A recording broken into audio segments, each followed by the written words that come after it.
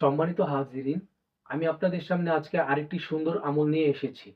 এই আমলের মাধ্যমে আল্লাহ যদি চায় আপনারা যে কোনো ধরনের আপদ বিপদ বালা মুসিবত অথবা যে কোনো ধরনের মামলা মোকদ্দমার ঝায় ঝামেলা থেকে অথবা এমন সম্পত্তির হকদার যা নিয়ে আপনারা অনেক সমস্যার মধ্যে রয়েছেন, যে আপনার সম্পত্তি অন্যরা দখল করে রেখেছে, এর থেকে মুক্তি পাওয়ার জন্য, অথবা আপনার শত্রু রয়েছে আপনার সবসময় ক্ষতি করতে চায়, তার এই ক্ষতি থেকে বাঁচার জন্য, নানান ধরনের সমস্যা থেকে বাঁচার জন্য এই আমলটি খুবই ভালো কার্যকরী। আমি কোনো গোপনীয়তা রাখবো না এর মধ্যে। আমি এই আমলের মাধ্যমে আলহামদুলিল্লাহ আমার অনেক ভাই বোনেরা উপকার পেয়েছেন এবং আমি নিজেও এই আমলটি প্রায় করে থাকি খতম হিসেবে। তো আমি আপনাদের জন্য আমলটি আমি বলে দিচ্ছি। নিয়মটা সম্পূর্ণ বলে দিব। আপনারা আমলটা করে যান, ইনশাআল্লাহ 100% উপকার পাবেন। আল্লাহ যদি চায়। তো আমলটি হলো, প্রথমে যে কোনো দুরূদ শরীফ পড়বেন 200 বার।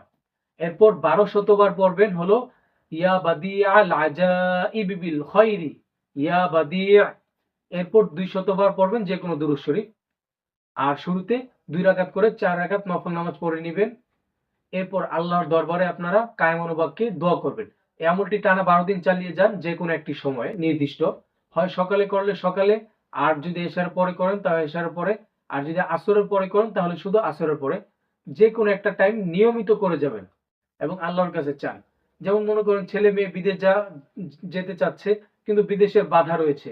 তখন দেখা যায় আহ আহ, আদম ব্যবসায়ী যারা রয়েছে, যা দালালের মাধ্যমে অনেক সমস্যার সম্মুখীন হন, অথবা টাকা পয়সা অনেকে আটকিয়ে রাখে, নানান সমস্যার সম্মুখীন হন, অথবা হজ করার ইচ্ছা রয়েছে কিন্তু কাগজপত্রের মধ্যে একটার পর একটা ভেজাল লেগেই থাকে। তখন কি করবেন? এই আমলটি করে আল্লাহর কাছে দোয়া চান আপনার ইচ্ছা মতো। ইনশাআল্লাহ আল্লাহ আপনাকে সঠিক একটি পথ দিবেন। আল্লাহ হাফিজ। আসসালামু আলাইকুম রহমতুল্লাহ।